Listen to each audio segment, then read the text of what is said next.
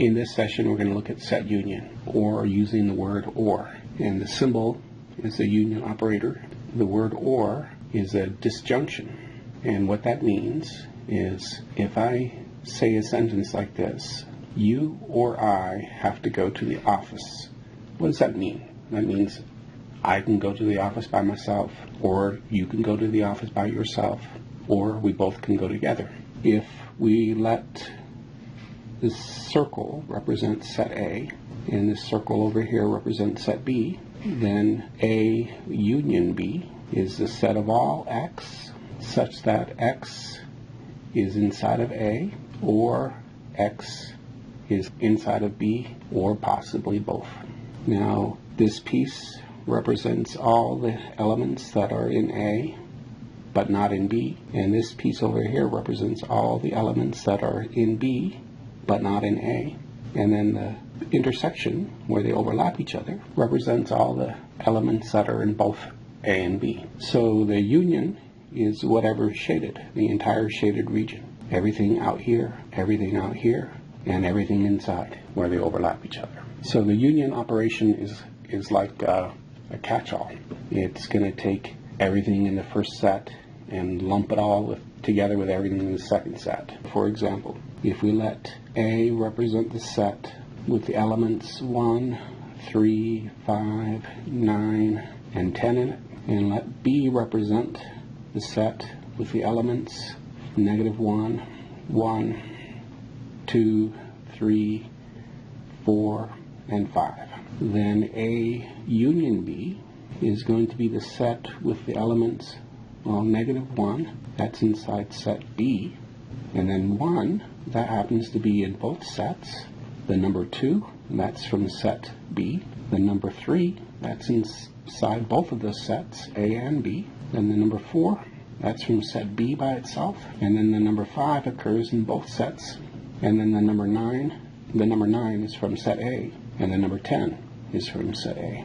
So the listing -1, 1, 2, 3, 4, 5, 9, and 10 form the union of the two sets.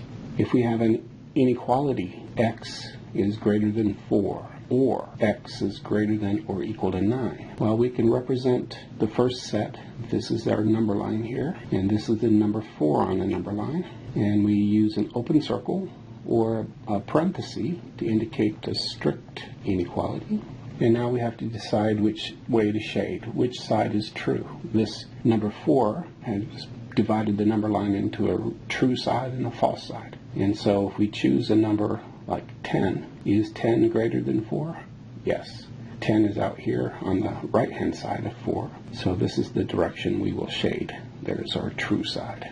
And now we're going to represent the number 9. Here's the number 9 on the number line. And we have an inclusive inequality. We represent that with a closed circle, or we can also use a bracket. So there's our boundary. And again, that boundary has divided the number line into a true side and a false side. And if we take a number like 20, is 20 greater than 9? Yes. Then that's the direction we shade everywhere off to the right as well. The union of these two sets, X greater than 4, or X is greater than or equal to 9, the resulting set is simply X greater than 4.